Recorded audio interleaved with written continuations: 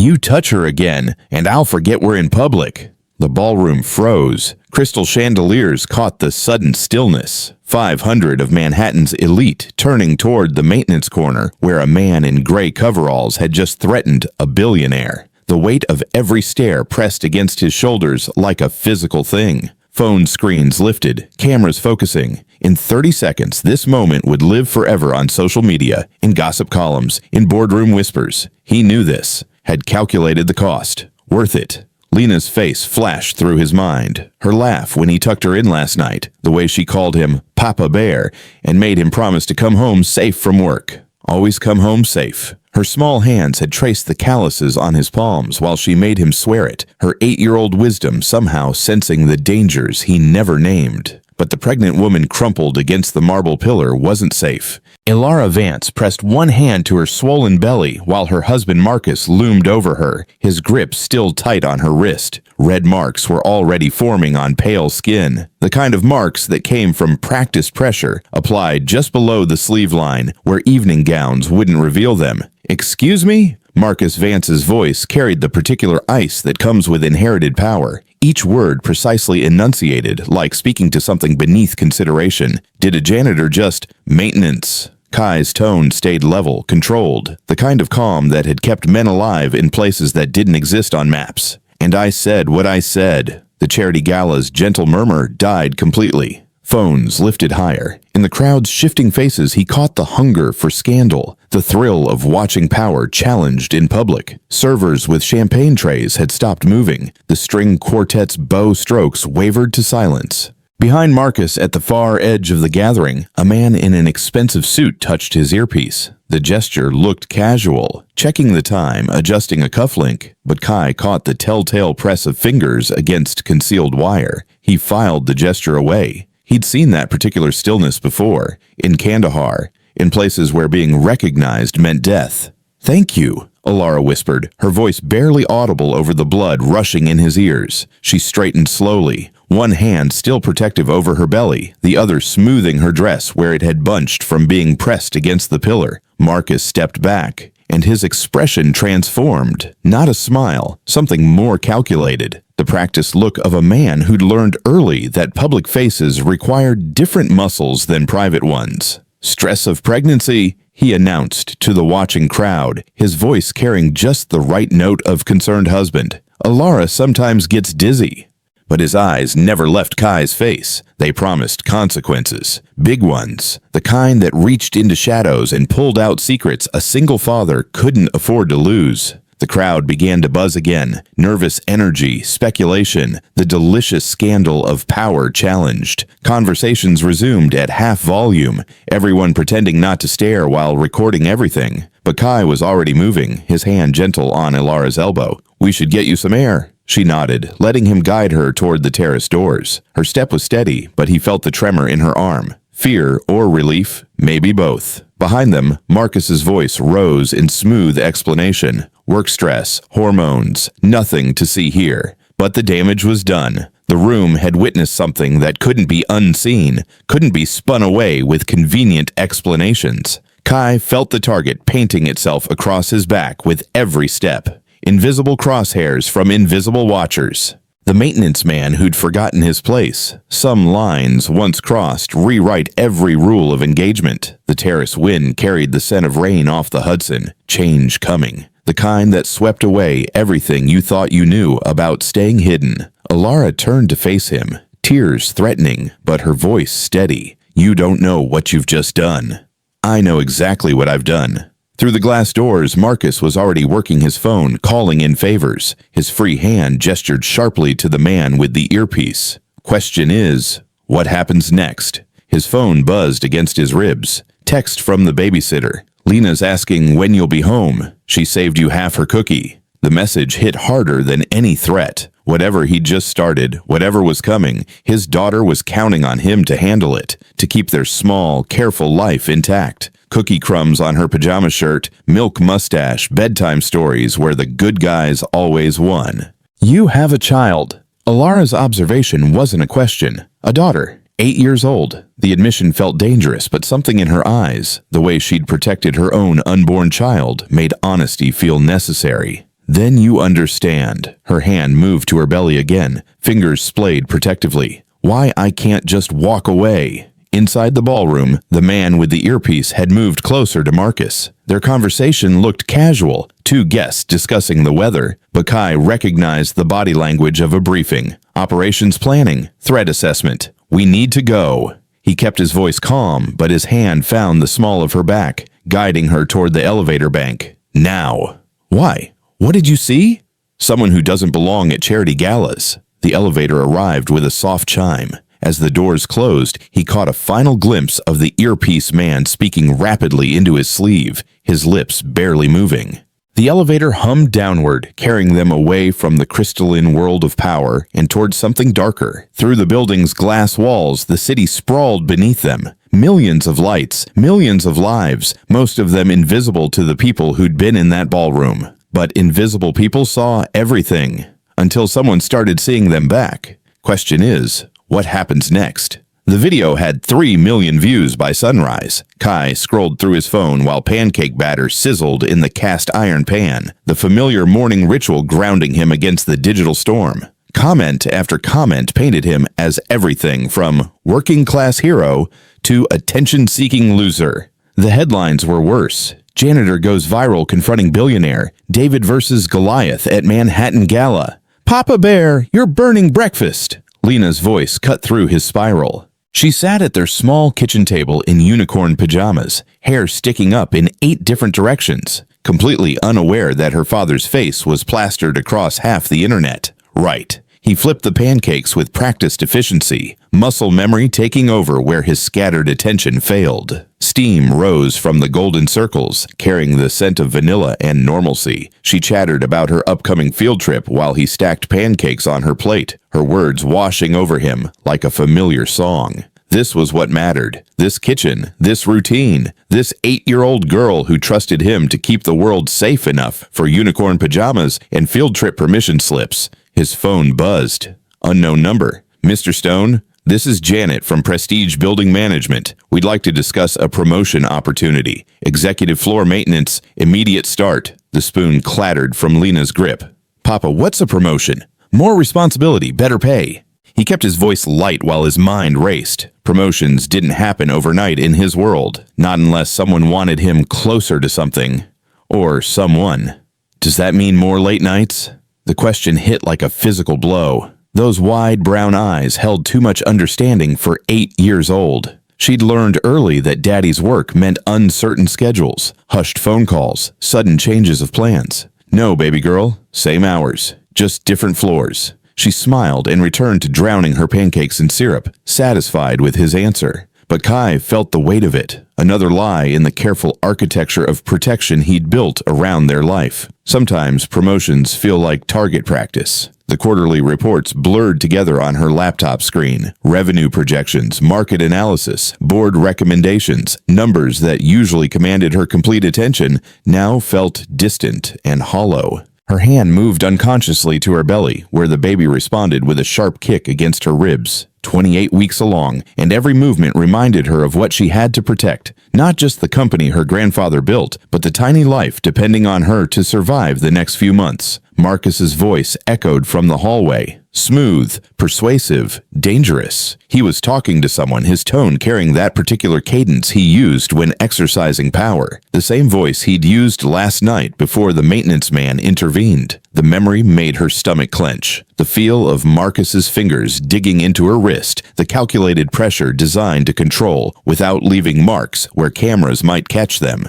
He'd perfected the technique over months of marriage, finding all the soft places that bruised easily and healed quickly. Her office door opened without a knock. Ilara. Marcus entered with a stack of legal documents, his expression wearing that practiced concern that fooled everyone except her. We need to discuss your emotional stability. The papers hit her desk with deliberate weight. Divorce proceedings, custody arrangements, medical evaluations, questioning her fitness as a mother. The board is asking questions about last night. Your behavior was erratic. She forced herself to meet his eyes, to keep her voice level. My behavior was being physically assaulted by my husband in public. Your behavior was having a panic attack that required intervention from building staff. His smile never wavered. The stress of pregnancy, combined with the pressures of running a company. Perhaps it's time to consider stepping back, for the baby's sake. The documents were thorough, too thorough to have been prepared overnight. This had been planned long before the charity gala, before the maintenance man's intervention. The confrontation had simply provided convenient cover for what was already in motion. The board meeting is scheduled for Friday, Marcus continued, settling into the chair across from her desk like he belonged there. They'll want to discuss leadership stability. Your recent episodes will naturally be part of that conversation.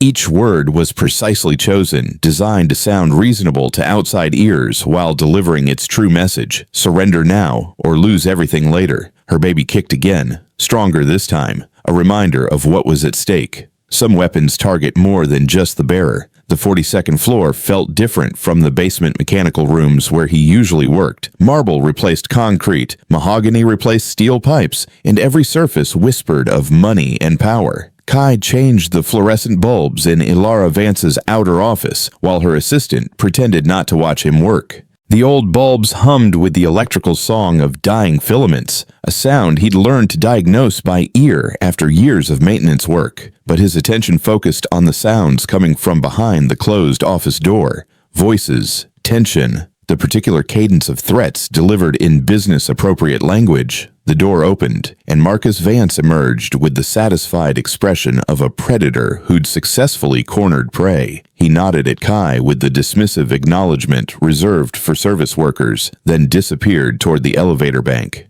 "Thank you for yesterday." Kai looked down from his ladder to find Ilara standing in her doorway. She looked composed, professional, but he recognized the controlled stillness of someone holding themselves together through pure will. Just doing what anyone should do. Not anyone would have. She moved closer, lowering her voice. And not everyone would understand the cost. The fluorescent bulb flickered to life above them, casting harsh light across her features. In daylight, the careful makeup couldn't quite hide the faint discoloration along her jawline. Professional camouflage for unprofessional wounds. "You have a daughter," she said quietly. "What's her name?" The question felt dangerous. Personal details were vulnerabilities, and he'd spent years keeping vulnerabilities buried. But something in her tone, genuine interest, not the calculated curiosity of someone gathering intelligence, made him answer. "Lena. She's 8, loves horses and soccer and anything that sparkles. I always wanted a daughter." Her hand moved to her belly again. "Someone to teach about being strong in a world that doesn't always want women to be strong." Through the office windows, the city sprawled endlessly, millions of people navigating their own careful balance between strength and vulnerability, protection and exposure. The baby's due in March, 11 weeks. Fear flickered across her features before she controlled it. If I make it that long, the admission hung between them, heavy with implications. This wasn't just about corporate politics or marital disputes. This was about survival. You will. The certainty in his voice surprised them both. She studied his face, searching for something. "You sound like someone who keeps promises." "I try to." The elevator chimed in the distance. Footsteps approached. She straightened, the professional mask sliding back into place as her assistant returned from lunch. But before she turned away, she whispered, "Some promises are worth more than others. Invisible people see everything, until someone sees them." The parking garage's fluorescent lights cast sickly yellow pools across oil-stained concrete. Kai's footsteps echoed off the low ceiling as he made his way to his 15-year-old Honda, keys already in hand, mind already on dinner with Lena. The scent hit him first, expensive cologne mixed with something metallic. Gun oil. "Sergeant Stone." The voice froze him mid-step, Russian accent thick as winter in Volgograd, a voice from nightmares he'd spent 8 years burying. Ivan Kostov stepped out from behind a concrete pillar, unchanged except for the expensive suit replacing military fatigues. Same pale eyes, same predator smile, same casual way of holding a manila envelope like it contained someone's entire world. "You look well. Domestic life suits you." Kai's hand never moved toward the blade concealed beneath his maintenance shirt. Not yet. In the distance, a car door slammed. Normal people living normal lives, unaware that the past had just walked into the present with a bill to collect. Ivan. The name tasted like blood and dust and the memory of teammates who'd never made it home. "Thought you were dead."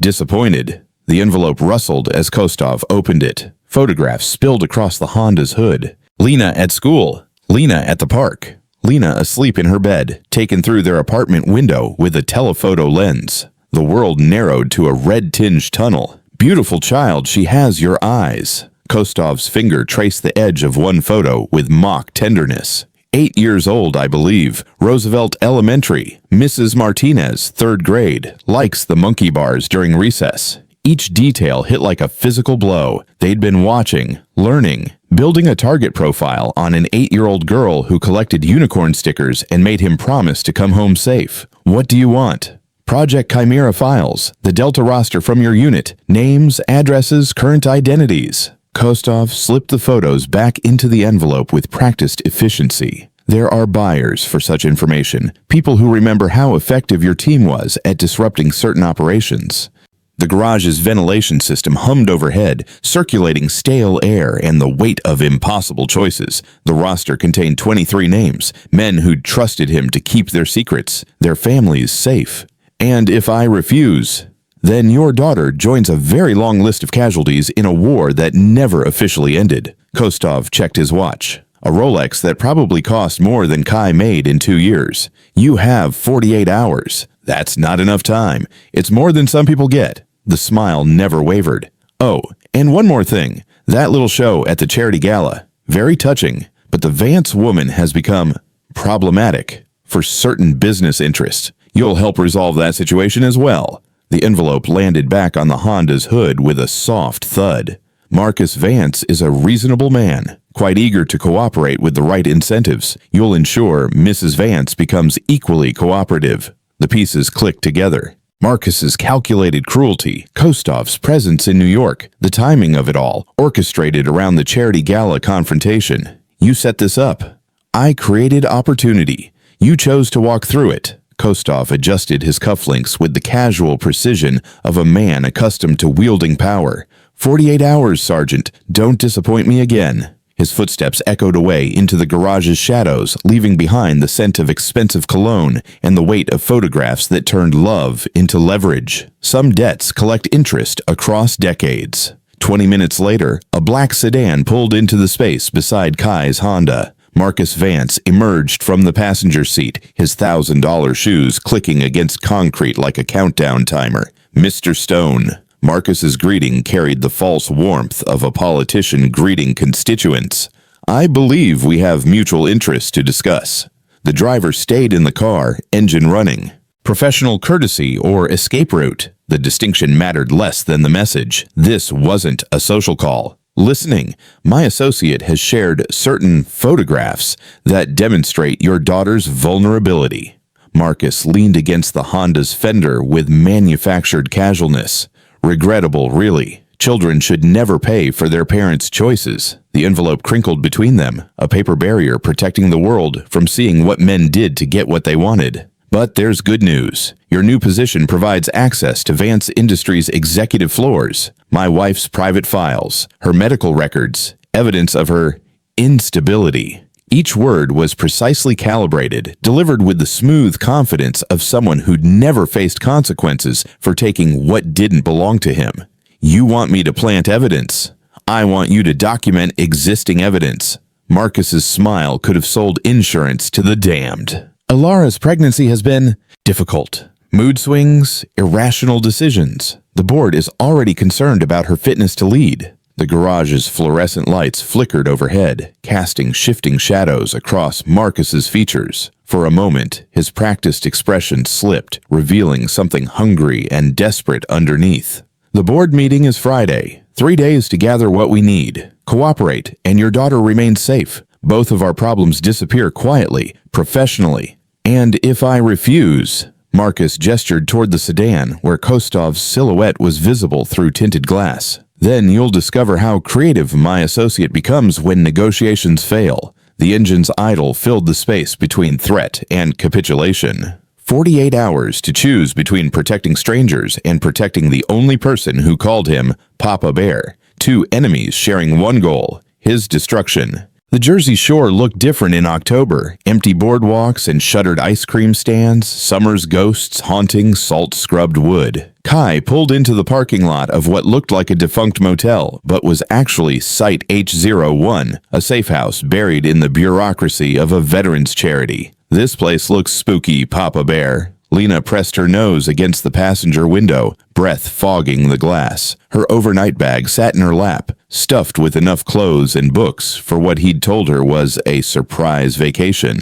"It's just quiet. Sometimes quiet is good." The lie tasted like copper pennies in desperation. Everything about this felt wrong. The sudden departure, the careful explanations that revealed nothing, the way he'd checked the rearview mirror 17 times during the 2-hour drive. But Kostov's photographs burned in his memory. Lena at school, Lena at home, Lena sleeping in her own bed while strangers watched through telephoto lenses. Danny Rodriguez emerged from the main building, his prosthetic leg clicking against wooden steps. Former Delta Force medic, retired after an IED in Helmand Province. Now he ran recreational therapy programs for veterans and asked no questions about children who needed to disappear for a few days. "Uncle Danny." Lena launched herself from the car seat into Danny's arms, her 8-year-old enthusiasm cutting through the October chill. "There's my favorite troublemaker." Danny spun her around once before setting her down, his smile genuine despite the concern in his eyes.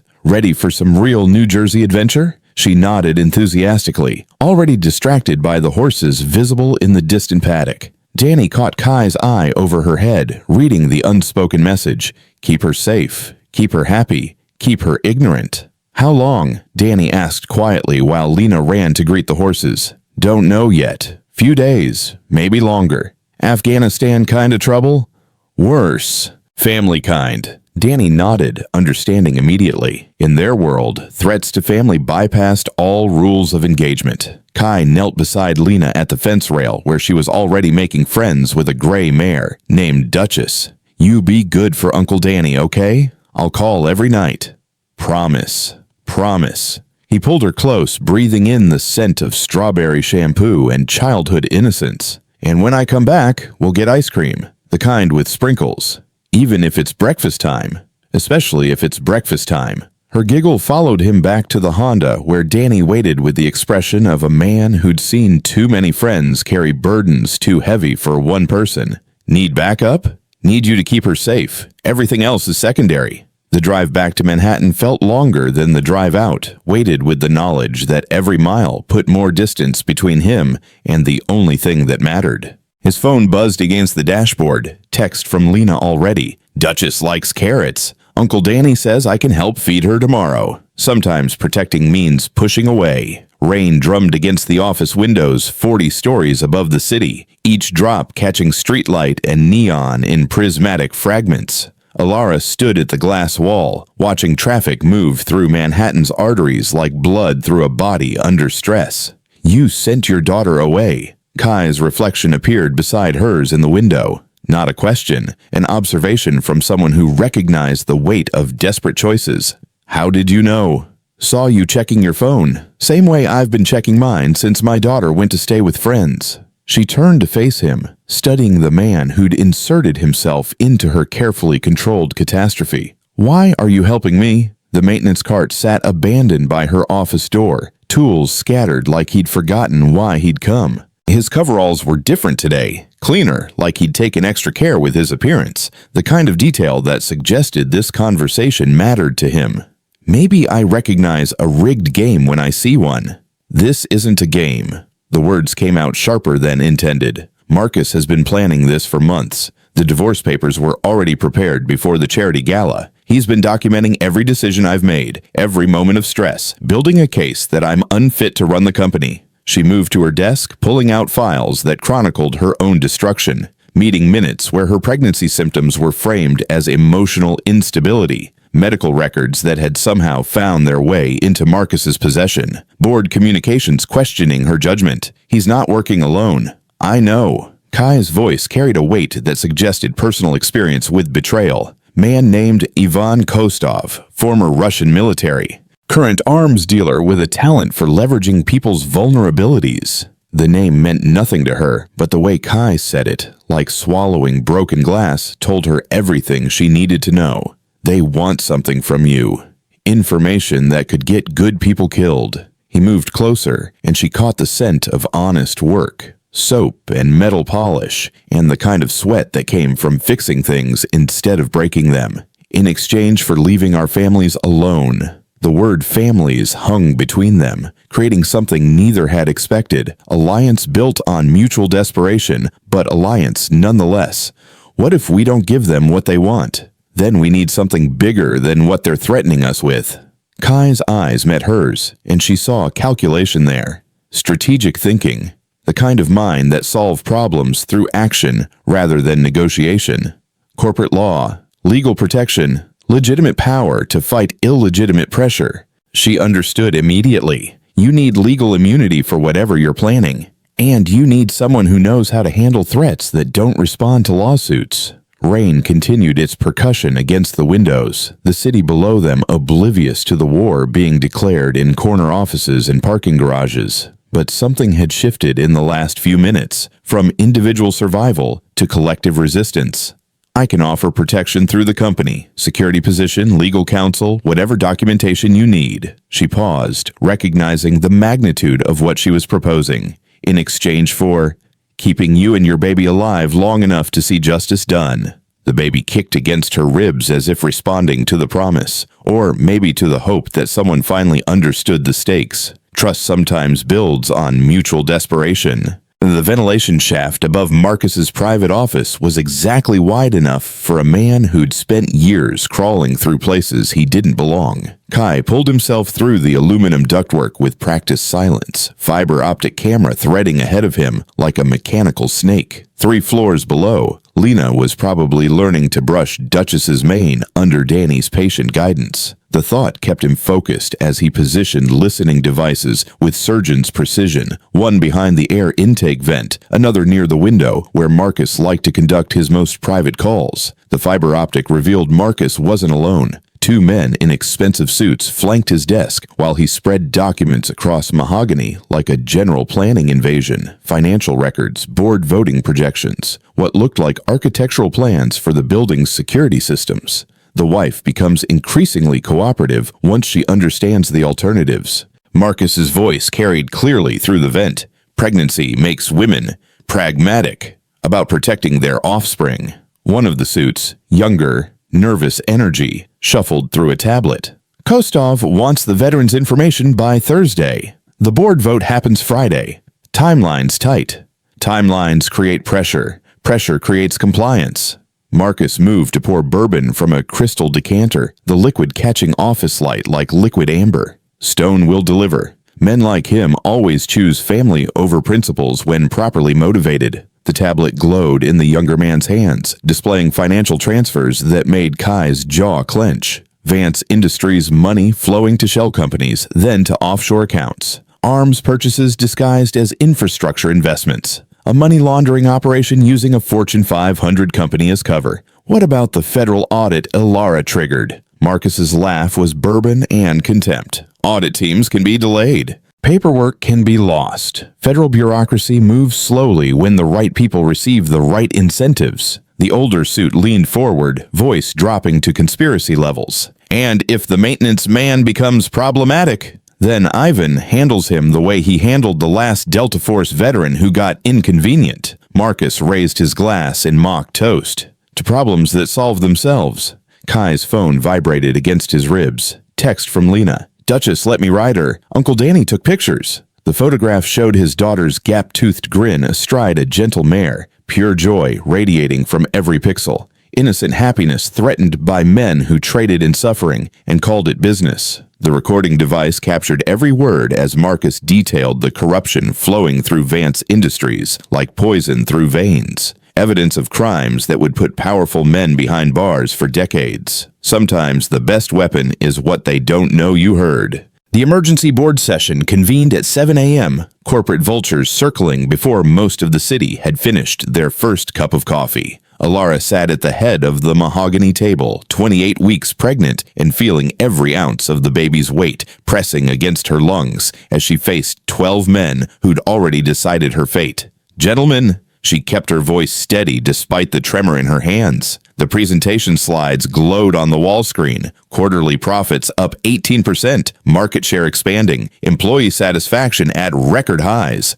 Numbers that should have made her position unassailable. Should have. Board Chairman Harrison Caldwell cleared his throat with the delicacy of a man delivering terminal diagnoses. "Alara, we appreciate your dedication, but recent events have raised concerns about leadership stability during this transitional period." Transitional period. Corporate euphemism for pregnancy, as if growing life inside her body somehow diminished her ability to grow a company. Which events, specifically? She clicked to the next slide, stock price climbing steadily upward for 6 consecutive quarters. The charity gala incident. This from William Morse, Marcus's golf partner and longtime ally.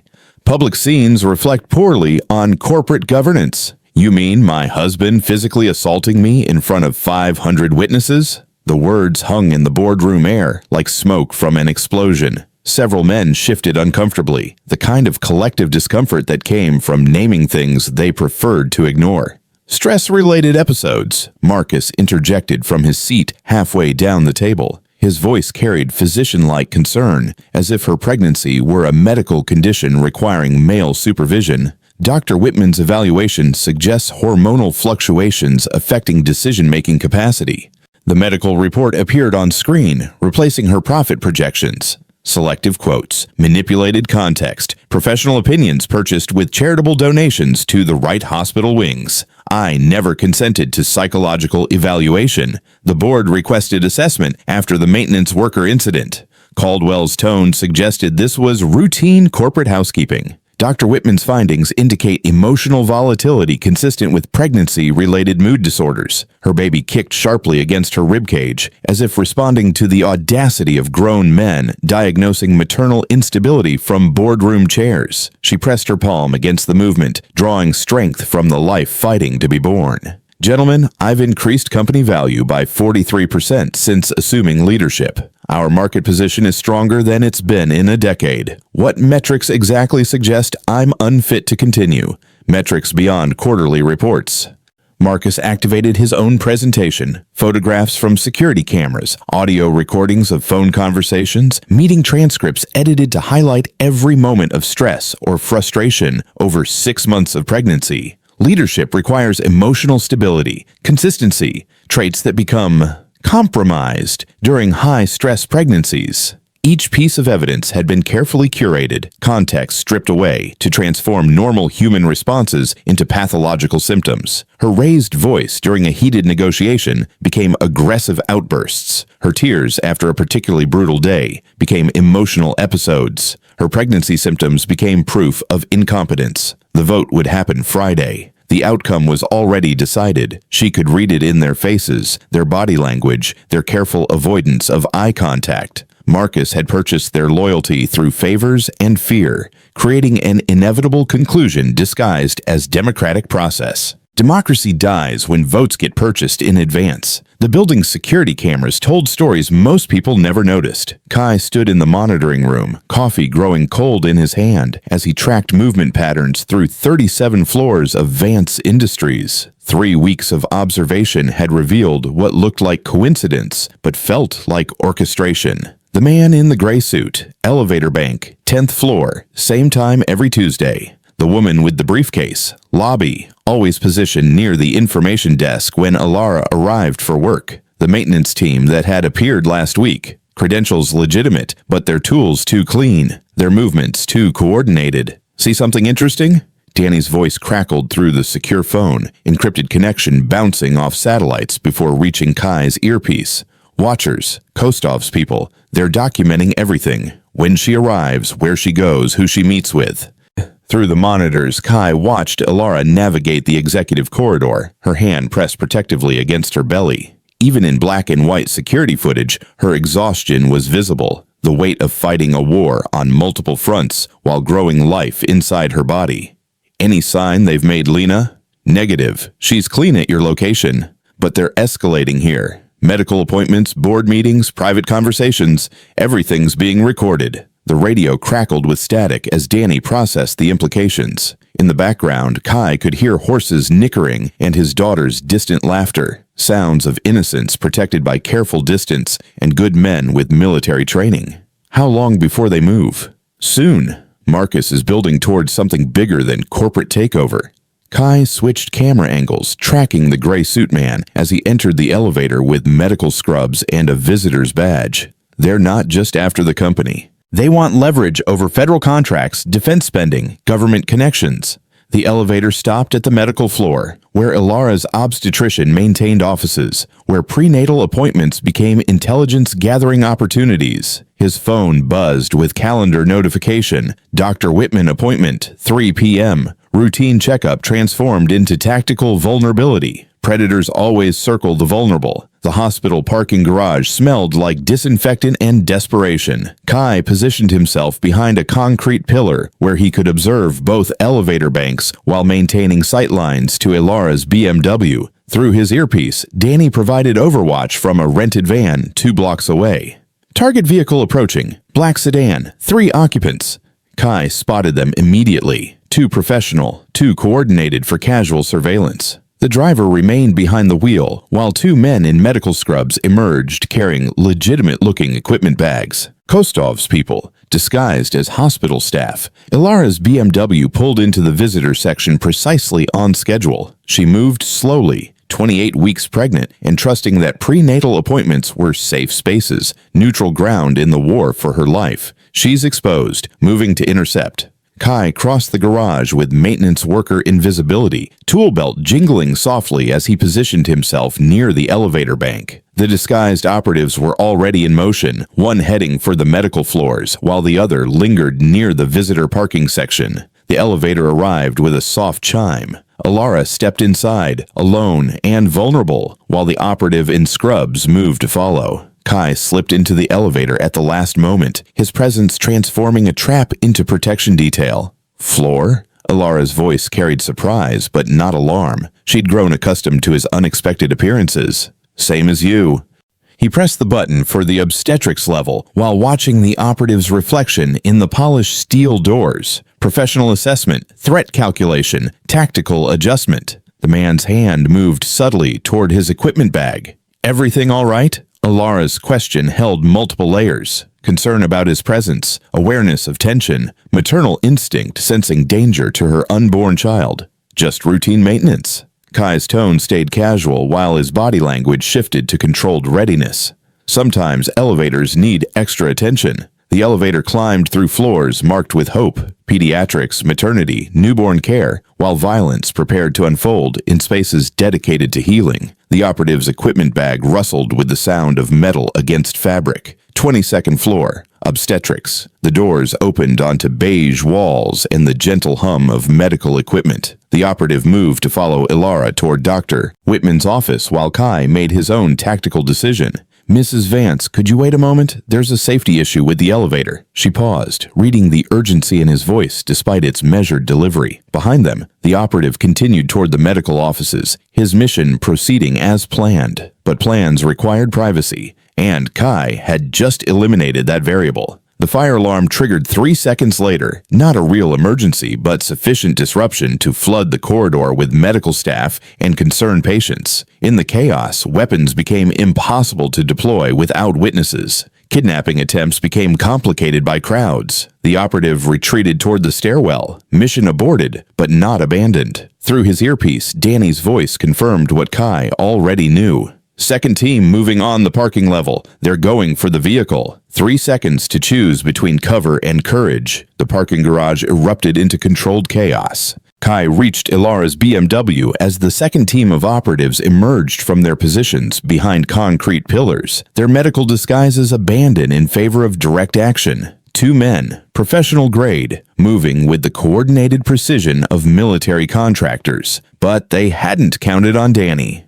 The former Delta Force medic materialized from behind a parked SUV, prosthetic leg clicking against concrete as he closed distance with surgical efficiency. No guns drawn, too many witnesses, too many security cameras, but intimidation radiated from his movements like heat from pavement. "Problem, gentlemen?" The operatives hesitated, tactical situation suddenly complicated by unexpected variables. Their intel had accounted for one maintenance worker, not a coordinated protection detail with military bearing. Kai used the distraction to reach Ilara's vehicle, where she sat frozen behind the steering wheel, hands pressed protectively against her belly. Through the windshield, he could see her lips moving. Prayer or counting, the kind of mental anchoring that kept people functional during crisis. "Mrs. Vance, we need to go. Now. My car.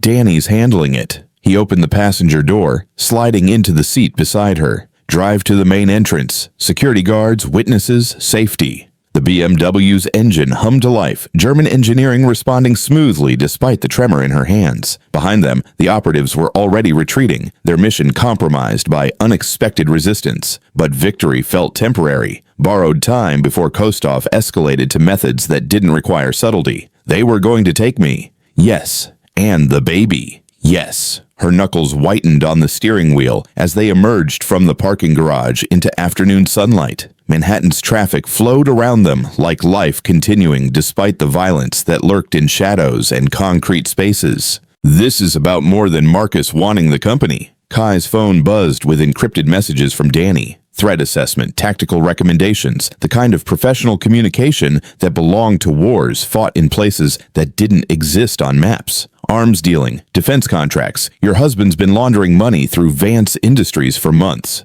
Kostov wants control of those financial channels." The revelation hit her like physical impact. She pulled over, hazard lights blinking, while the weight of betrayal settled in her chest. How much? Enough to fund small wars or large terrorist operations. He showed her photographs on his phone. Financial transfers, shipping manifests, purchase orders for weapons that ended up in places Americans weren't supposed to be fighting. "The federal audit you triggered? It wasn't routine. Someone in Washington suspected what Marcus was doing." She stared at the evidence, watching her family's company transform into something monstrous. 3 generations of legitimate business, corrupted by one man's greed and another man's violence. "We need to turn this over to the FBI.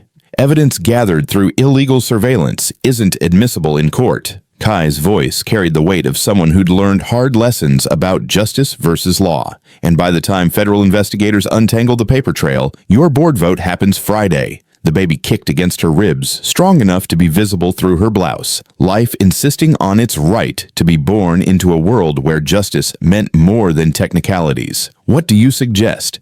We stop playing defense." He scrolled through more photographs, faces, locations, the kind of intelligence that transformed hunted into hunter. Kostov thinks he controls the game because he controls the violence. Time to change the rules. Sometimes the biggest corruption hides in plain sight. The call came at 11 p.m., Danny's voice tight with controlled urgency through the encrypted channel. "Lena's fine, but we've got company. 3 vehicles, professional-grade surveillance. They found Site H01. Kai stood at the window of Ilara's penthouse, Manhattan sprawling 40 stories below, like a circuit board of lights and possibilities. In the distance, he could see the Hudson River, where cargo ships carried legitimate commerce, alongside whatever contraband Kostov's network smuggled through legitimate channels. How long? Spotted them 2 hours ago. Established perimeter, telephoto lenses, the full package. They're not moving yet, but they want us to know they're there. Psychological pressure. They could have taken her already, if that was the objective.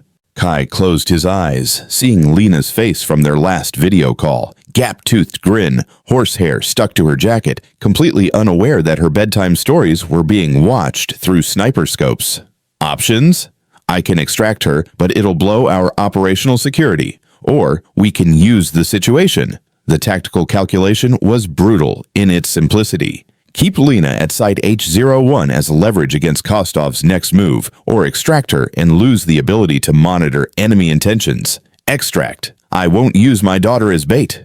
Roger that. Extraction begins in 30 minutes. Alara emerged from the kitchen carrying 2 cups of tea, her movements careful around the weight of pregnancy and the bruises that were finally beginning to fade. She'd offered sanctuary in her penthouse, corporate security, legal protection, alliance born of necessity, but deepening into something approaching trust. Bad news. They found her. He accepted the tea, warmth spreading through his fingers as stress knotted his shoulders. Danny's moving her to secondary location. Where? Safer if you don't know. He pulled out his phone, watching GPS coordinates move across the screen as Danny's team prepared extraction protocols. But she'll need somewhere more permanent. Kostov won't stop escalating. Bring her here. The offer hung between them, crossing boundaries from professional alliance into personal sanctuary. Her penthouse was corporate secured, legally protected, the kind of visible safety that made violence complicated for people who preferred shadows. That puts you at risk. I'm already at risk. She settled onto the couch beside him, close enough that he could smell her shampoo, feel the warmth radiating from skin and growing life. And she shouldn't have to keep running because grown men can't handle their business without threatening children.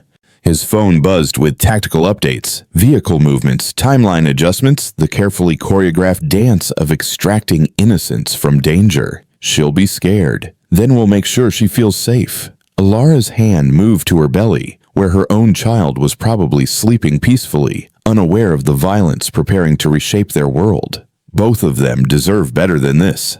A child's trust becomes the ultimate vulnerability. Lena arrived at 2 a.m., small and sleepy and clutching a stuffed horse Danny had bought her at the Jersey Shore gift shop. She stood in Alara's marble foyer wearing unicorn pajamas and cowboy boots, taking in surroundings that belonged in magazines rather than real life. This place is fancy, Papa Bear. It's temporary. He knelt beside her, checking for signs of trauma from the sudden extraction.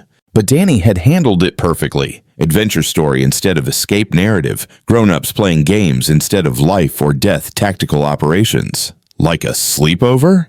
Exactly like a sleepover. Alara approached with the careful movements of someone who understood children but lacked recent practice. Her penthouse was designed for corporate entertaining, not 8-year-olds with stuffed animals and questions about everything. You must be Lena. I'm Alara. Papa Bear says you're having a baby. Lena's directness cut through adult pretenses with surgical precision. When? March. A little girl. Can I feel her kick? The request surprised them both. Innocent curiosity, bridging the gap between strangers who'd been thrown together by circumstances neither had chosen. Alara knelt carefully, guiding small hands to her belly, where life moved beneath skin and muscle. Oh! Lena's eyes widened as the baby responded to touch. She's strong. She has to be.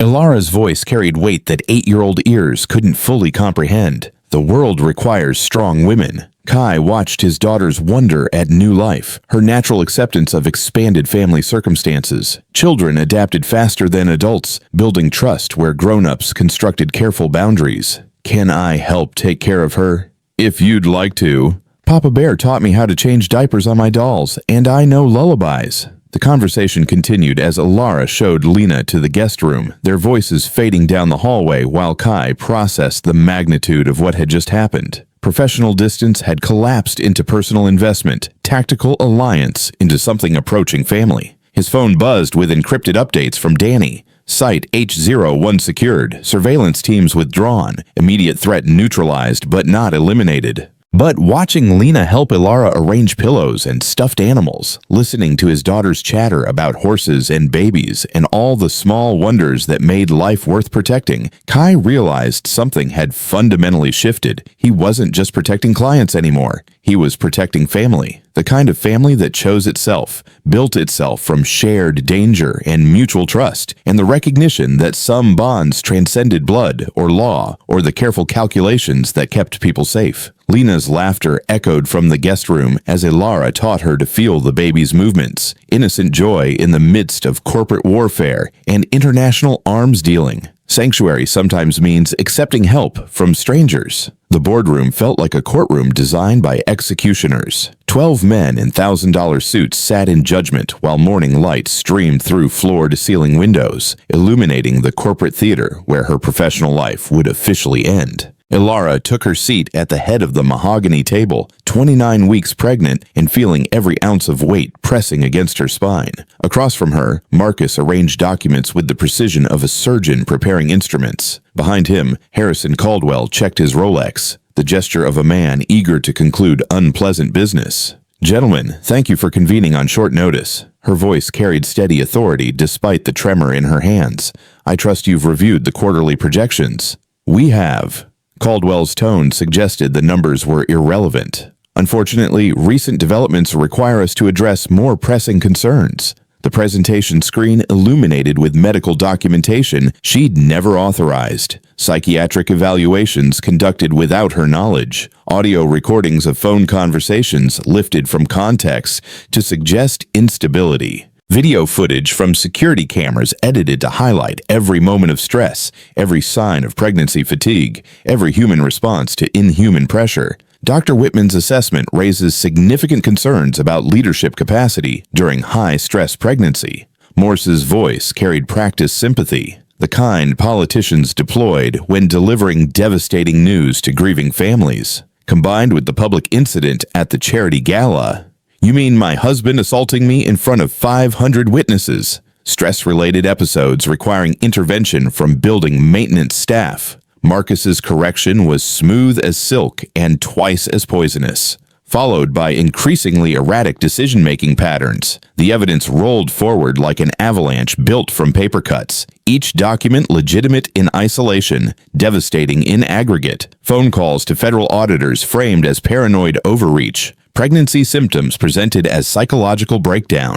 Her fight for company survival repackaged as corporate endangerment. The vote is straightforward. Caldwell consulted notes that had been prepared weeks ago. Temporary medical leave pending psychiatric evaluation and successful completion of pregnancy. Marcus will assume interim leadership to ensure corporate stability. She felt her baby kick against her ribs, sharp, insistent, as if responding to the injustice unfolding around them. Life fighting to be born into a world where truth mattered less than documentation, where justice could be purchased by men who'd never carried life inside their bodies. This is fraud, corporate conspiracy, federal crimes disguised as medical concern. This is responsible governance. Marcus activated his own presentation. Financial projections showing company growth under his theoretical leadership, board recommendations supporting his interim appointment, legal documentation that had somehow been prepared with remarkable efficiency. The company requires stability. Our shareholders deserve leadership that isn't compromised by hormonal fluctuations. The room filled with the particular silence of predetermined outcomes. No debate would happen here. No democracy would unfold. The vote was performance. Corporate theater designed to provide legal cover for what had already been decided. William Morse raised his hand. "I motion for temporary medical leave pending Dr. Whitman's clearance." Seconded. All in favor. 11 hands rose in synchronization that would have impressed a choreographer. Caldwell didn't bother calling for opposition. Dissent hadn't been purchased. Therefore, dissent didn't exist. Motion carried. Effective immediately, Ilara Vance is placed on temporary medical leave. Marcus Vance assumes interim CEO responsibilities pending psychological evaluation and successful completion of pregnancy.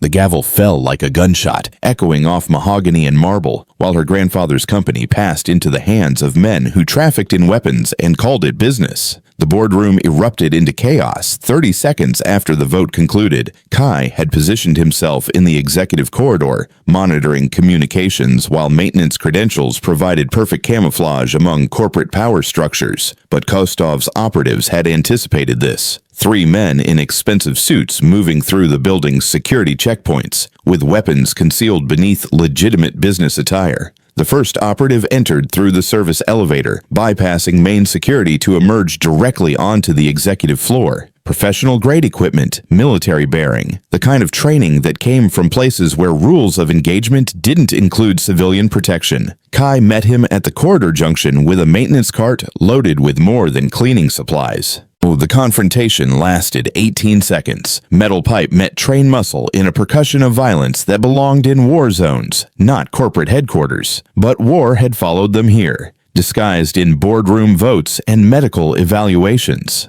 The second operative emerged from the main elevator bank as board members began filing out of the meeting. Witnesses, complications, variables that transform tactical situations into public relations disasters. But some things mattered more than maintaining cover. The maintenance wrench connected with the operative's wrist before he could draw the concealed weapon, bone-breaking with a sound like dry branches snapping. His cry of pain echoed off marble walls while board members scrambled for cover, their carefully ordered world suddenly invaded by the violence they'd sanctioned through willful blindness. The third operative had positioned himself near the emergency stairwell, escape route secured, tactical situation under control, until Kai appeared behind him with the quiet efficiency of someone who'd learned killing in places where hesitation meant death. "Gentlemen," Kai's voice carried across the boardroom as the operative hit marble flooring with a sound like dropped meat. "We need to discuss some irregularities in your voting procedures." 12 men in $1,000 suits stared at the maintenance worker who'd just neutralized 3 armed professionals with the casual efficiency of changing light bulbs. Blood on marble, weapons scattered across expensive carpet, evidence that their corporate theater had been invaded by something more dangerous than quarterly projections. Marcus stepped back from the conference table, his politician's composure cracking to reveal something desperate and calculating underneath. "This is assault. Corporate terrorism. I'm calling security." "Security's busy." Kai moved into the boardroom proper, his maintenance coveralls somehow more intimidating than the expensive suits surrounding him. "Seems there was a problem with some armed individuals attempting to intimidate board members during official company business." Harrison Caldwell clutched his chest, stress-induced cardiac symptoms competing with the recognition that their carefully orchestrated coup had just been complicated by variables they hadn't purchased. Alara remained seated at the head of the table, hand pressed protectively to her belly, watching the man who just revealed military capabilities while defending corporate democracy. Some masks slip when the stakes demand it. Blood on marble told stories that required explanation. Kai stood in the center of Vance Industries' boardroom while 12 corporate executives tried to process the transformation of maintenance worker into tactical operator. "You want answers? Let's start with Project Chimera." The name hit Marcus like a physical blow. His carefully constructed composure cracked completely, revealing the desperate man beneath politicians' polish. 8 years ago, Delta Force conducted interdiction operations against arms dealers operating out of Afghanistan. Our target was Ivan Kostov, the man who's been your business partner for the last 6 months. Kai activated the boardroom's presentation system, his executive access card, Plant #3 finally paying dividends, revealing financial records that painted Vance Industries as the money laundering operation it had become. Kostov betrayed our operation, sold intelligence to Taliban forces that resulted in American casualties, but he escaped prosecution through political connections and charitable donations to the right Senate campaigns. The screen filled with photographs, shipping manifests, arms transfers, financial documentation that transformed corporate quarterly reports into evidence of federal crimes. Blood money flowing through legitimate channels to fund illegitimate wars. He's been using Vance Industries to resurrect his arms dealing network, defense contracts, federal connections, corporate respectability, everything he lost when Project Chimera exposed him the first time. Marcus pressed himself against the mahogany table, sweat beading on his forehead, despite the boardroom's climate control. This is insane. Conspiracy theories from a disgruntled maintenance worker with obvious psychological problems. Psychological problems? Kai's laugh carried no humor, only the weight of betrayal and dead teammates. "Let's discuss psychological problems." He switched to audio recordings, Marcus's voice discussing weapons transfers, Kostov's instructions for leveraging pregnant women, casual conversations about eliminating federal investigators who asked inconvenient questions. "These recordings were made in your private office, Mr. Vance. Would you like to explain to federal investigators how arms-dealing conversations happened in corporate headquarters?" The boardroom filled with the sound of expensive suits, shifting uncomfortably as grown men realized their careful distance from criminal activity had just evaporated. Guilt by association was still guilt. "They're already en route," Kai said, checking his phone. "Seems someone anonymously provided evidence of weapons trafficking through Fortune 500 companies." Marcus made his choice with the desperation of a drowning man, grabbing anything that floated. It was Kostov. He forced compliance through threats. "I never wanted to participate in arms dealing." The confession spilled from him like blood from severed arteries. Months of coercion, threats against Ilara and the unborn baby, financial pressures that made legitimate resistance impossible. Each admission digging his legal grave deeper while providing prosecutors with testimony against bigger targets. Federal agents are also interested in board voting procedures. Kai's eyes swept across 11 men who'd thought corporate democracy could be purchased like any other commodity. Specifically, votes conducted under duress from international criminals. Harrison Caldwell's cardiac symptoms intensified as the recognition hit.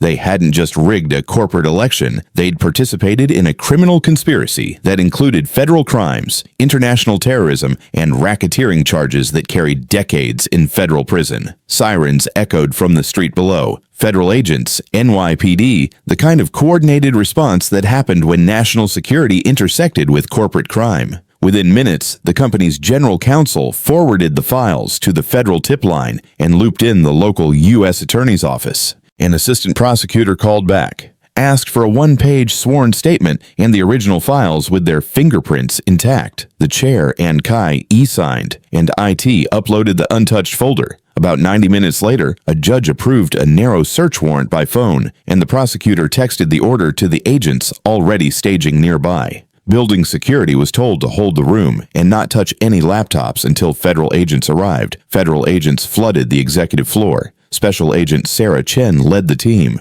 her FBI credentials backed by federal prosecutors who'd spent months building cases against arms trafficking networks that operated through legitimate business channels. Mr. Stone. Chen's greeting carried professional respect tinged with curiosity. Your intelligence package was comprehensive. On the table lay the story, records, audio, photos, enough to prove the scheme.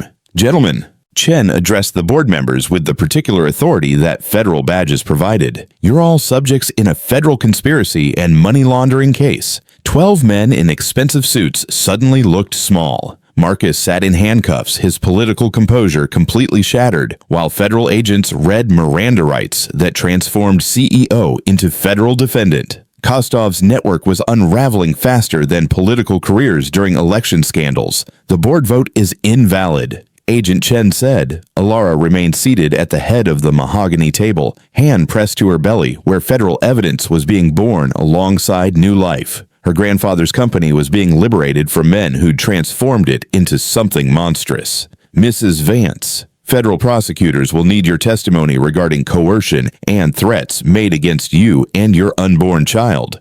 I'll cooperate fully. The federal investigation would continue for months. Prosecutions, plea bargains, congressional hearings that would expose how legitimate corporations became conduits for international crime. But the immediate threat was neutralized, contained by federal agents and legal processes that recognized justice as something more than purchase votes. Harrison Caldwell was experiencing genuine cardiac distress as paramedics attached monitoring equipment, stress-induced symptoms that came from recognizing that corporate power couldn't protect him from federal prosecutors who built careers on high-profile convictions. Mr. Stone. Chen approached with the expression of someone who'd read classified files that painted maintenance workers as decorated veterans with specialized training. Your military records indicate significant experience with international arms dealers. Some experiences follow you home. The Bureau appreciates citizens who take national security seriously. She handed him a business card that carried federal authority. If you're interested in consulting work, we could use someone with your particular skill set. Through the boardroom windows, Manhattan sprawled beneath them. Millions of people living normal lives, unaware that corporate boardrooms sometimes hosted battles between justice and corruption, between legitimate business and criminal conspiracy. The emergency board session convened 4 hours after federal agents finished processing evidence. This time, the mahogany table hosted federal prosecutors alongside remaining board members. Corporate democracy supervised by representatives of justice rather than purchased votes. Ilara sat at the head of the table where she belonged, 29 weeks pregnant and feeling her daughter kick with increasing strength, as if responding to the change in atmospheric pressure that came with truth finally breaking surface. Gentlemen, Special Agent Chen consulted federal charges that had transformed board meeting into criminal proceeding. 11 of your members face federal indictment for conspiracy, money laundering, and violations of arms control statutes. Corporate governance requires new leadership. The remaining board member, James Harrison, grandfather's old friend who'd voted against the medical leave motion, looked shell-shocked by revelations that his colleagues had been accessories to international arms trafficking. The vote this morning was conducted under criminal duress. Federal prosecutor David Walsh explained to reporters who'd gathered like sharks, sensing blood. Corporate decisions made through criminal conspiracy lack legal authority. Marcus sat in federal custody downtown, his political connections proving worthless against prosecutors who'd built careers on high-profile convictions. His confession had provided enough evidence to dismantle Kostov's entire network. Arms dealers, corrupt politicians, corporate executives who'd sold legitimacy for blood money. Mrs. Vance. Walsh addressed her with the respect due to crime victims rather than corporate defendants. Federal investigation confirms you were targeted for intimidation, assault, and conspiracy to defraud shareholders. Your leadership position remains legally valid. The company her grandfather built was finally clean again, purged of corruption by federal agents who understood that justice sometimes required dramatic intervention in corporate boardrooms. Mr. Kostov attempted to flee the country this morning. Agent Chen provided updates that felt like closing chapters in a particularly dark novel. TSA flagged his passport at JFK. He's currently in federal custody awaiting extradition hearings. Through the boardroom windows, Manhattan glittered with afternoon sunlight, the city continuing its eternal rhythm while corporate crime was exposed and punished by institutions designed to protect democracy from men who confused wealth with immunity. Alara felt her daughter's movements intensify, strong kicks that suggested the baby approved of justice finally being served. Rats abandoning ship often take the biggest bite. The federal courthouse felt like a cathedral dedicated to justice rather than worship, its marble columns and soaring ceilings designed to remind citizens that law transcended individual desire or corporate manipulation. Judge Patricia Morrison reviewed custody documentation with the thoroughness that came from 20 years of family court experience. Marcus's carefully constructed case for maternal unfitness had collapsed when federal prosecutors revealed the criminal conspiracy behind his legal maneuvering. Mr. Vance. Morrison's voice carried the particular authority that came with federal appointment and lifetime tenure. Your petition for emergency custody was based on psychological evaluations conducted without your wife's consent, using medical professionals who received substantial charitable donations from shell companies controlled by your criminal associates. The courtroom gallery buzzed with reporters and legal observers who'd gathered to witness how federal crimes intersected with family law.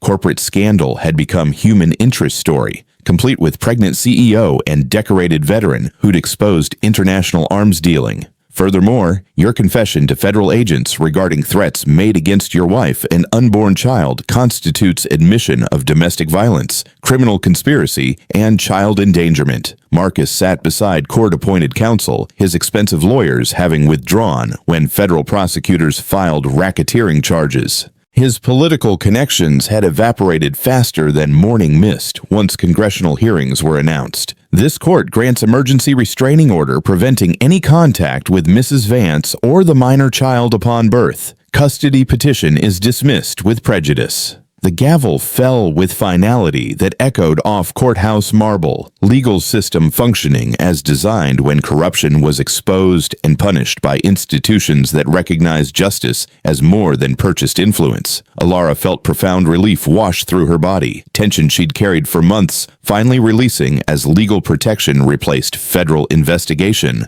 Her daughter would be born free from the shadow of criminal conspiracy, protected by courts that understood domestic violence came in many forms. Mrs. Vance, her attorney, federal public defender assigned to crime victims, gathered documents that would ensure legal protection continued after media attention faded. The restraining order includes provision for federal marshals if Mr. Vance violates court orders. Outside the courthouse, autumn sunlight painted New York's sidewalks gold while normal people lived normal lives, unaware that justice had just been served in family court, backed by federal prosecutors who dismantled international crime networks. Sometimes justice moves faster than bureaucracy. Thanksgiving morning arrived with the scent of cinnamon rolls and coffee, domestic normalcy that felt revolutionary after months of corporate warfare and international crime. Kai stood in Ilara's kitchen, their kitchen now, watching Lena teach their pregnant housemate how to braid challah bread for dinner. You have to be gentle with the dough, like petting Duchess. Lena's 8-year-old wisdom guided Ilara's inexperienced hands as they worked flour into something beautiful. Papa Bear says cooking is love you can taste. Ilara laughed, genuine joy replacing the careful control she'd maintained through months of survival. 32 weeks pregnant now, her belly round with life that kicked enthusiastically whenever Lena sang lullabies to her unborn sister. "What should we name her?" Lena asked while sprinkling flour across the marble counter with artistic abandon. "What do you think?" "Something strong, like Wonder Woman or Storm from X-Men." Lena's suggestions carried the fierce protectiveness of someone who understood that girls needed armor as much as love. Or maybe Grace. Papa Bear says grace is strength that doesn't show off. Kai listened from the doorway, watching his daughter bloom in the presence of chosen family. The federal consultation work with Agent Chen provided legitimate income, while Ilara's legal position at Vance Industries offered stability neither had imagined possible. Grace Stone Vance. Ilara tested the name while her hands shaped dough into intricate patterns. "It has a nice sound. Stone Vance, like we're all family?" The question hung in kitchen air, thick with flour and possibility. Legal adoption procedures were already underway. Federal prosecutors had expedited paperwork when crime victims requested family court protection for children caught in criminal crossfire. "Exactly like we're all family." Lena's gap-toothed grin could have powered the Manhattan grid. She wrapped flour-covered arms around Ilara's growing belly, pressing her ear to the spot where Grace kicked most frequently. "I'm going to teach her everything. How to ride horses and change diapers and punch bad guys when they're not looking. Punching is Plan B." Kai interjected while stealing a cinnamon roll warm from the oven. "Plan A is calling federal agents who specialize in punching bad guys professionally." The kitchen filled with laughter that belonged to families built from choice rather than blood, love rather than legal obligation. Through the windows, Manhattan stretched endlessly, millions of people searching for connection in a city that could feel impossibly isolating. But they'd found something rarer than corporate success or military victory. They'd found home in each other. Sometimes families choose themselves. Spring arrived early, Manhattan's trees budding with green promise, while Kai Stone walked through Vance Industries headquarters wearing a security badge instead of maintenance coveralls. Chief of Corporate Security, a title that came with corner office, federal clearance, and responsibility for protecting more than just individual executives. The company had thrived under Ilara's restored leadership, federal investigation having purged corruption like antibiotics, eliminating infection. Stock prices climbed steadily, while employee morale reached levels not seen since her grandfather's era. Morning briefing in 5 minutes. His assistant, former FBI analyst who joined private sector after Agent Chen recommended corporate security work, handed him threat assessments that covered everything from industrial espionage to terrorist targeting of Fortune 500 companies. The briefing room filled with professionals who understood that corporate security meant more than hiring guards to check identification. Former military, federal agents, intelligence analysts who'd traded government service for private sector salaries while maintaining commitment to protecting legitimate business from criminal interference. Kostov's network is completely dismantled, senior analyst Martinez reported while displaying organizational charts that looked like family trees for criminal enterprises. Federal prosecutors secured convictions on 43 defendants across 6 countries.